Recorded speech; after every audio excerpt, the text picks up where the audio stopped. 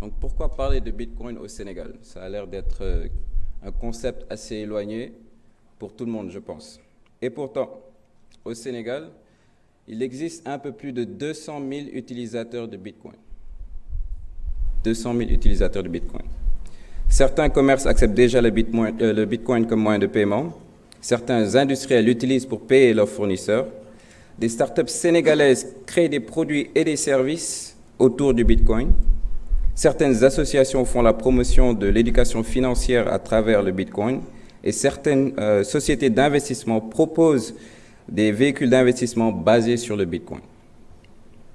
Ce forum est donc pour nous un moyen d'éduquer la population, mais aussi de la rassurer quant à l'utilisation du Bitcoin, en mettant en valeur les différents aspects du Bitcoin, en démystifiant les préjugés en Afrique francophone, en fédérant les acteurs locaux et régionaux de l'écosystème et en aidant à faire éclore les startups gravitant autour du Bitcoin.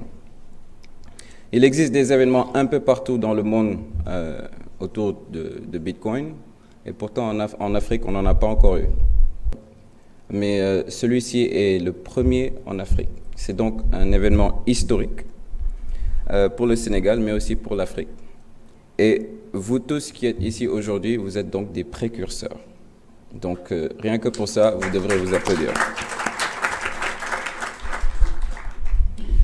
Alors, le premier pays à avoir créé un cadre légal pour le Bitcoin et qui en a fait une monnaie légale. Quelqu'un sait? Salvador. Alors, c'était le 7 septembre 2021. Est-ce que vous connaissez un pays africain qui a fait pareil? C'est qui? Centrafrique. République centrafricaine, effectivement. Donc, le 25 avril 2022, qui est devenu le deuxième pays à avoir créé un cadre légal. Et nous espérons être, en tout cas, le Sénégal être un des prochains pays à se positionner sur cette liste de précurseurs. Donc, il faut quand même rappeler que cet événement est un événement gratuit. Et il est gratuit parce que nous avons eu l'appui de sponsors et de partenaires que nous ne manquerons pas de saluer et de remercier au passage. Je vais vous nommer, vous saluer et vous remercier. On a Ledger, un sponsor. Merci d'applaudir quand même pour les sponsors.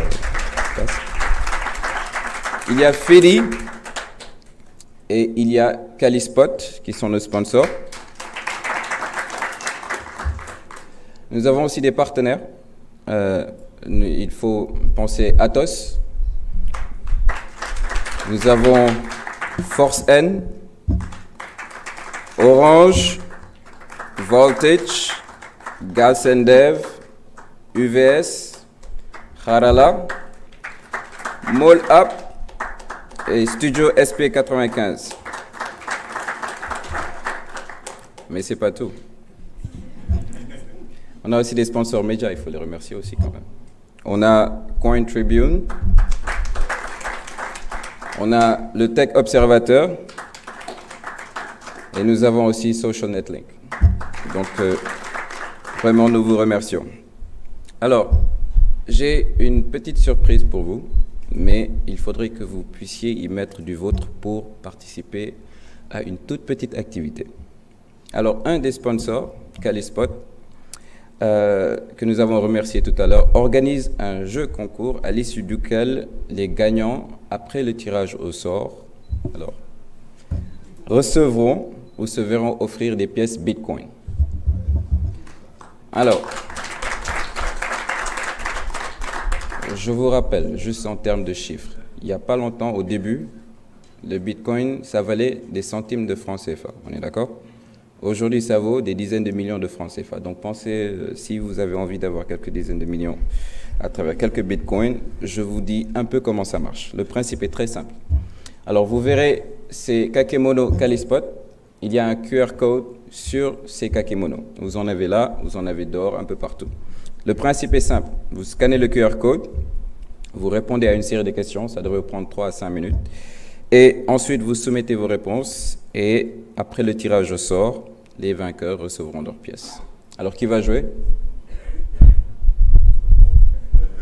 Ah, vous voulez pas d'argent, d'accord, il n'y a pas de problème. Non, mais allez-y, il faut jouer. Alors, je vais passer la parole très rapidement à Mohamed Kouta, qui va venir nous faire quelques présentations et introductions. Et comme ça, nous pourrons dérouler le reste du programme aujourd'hui. Merci à tous.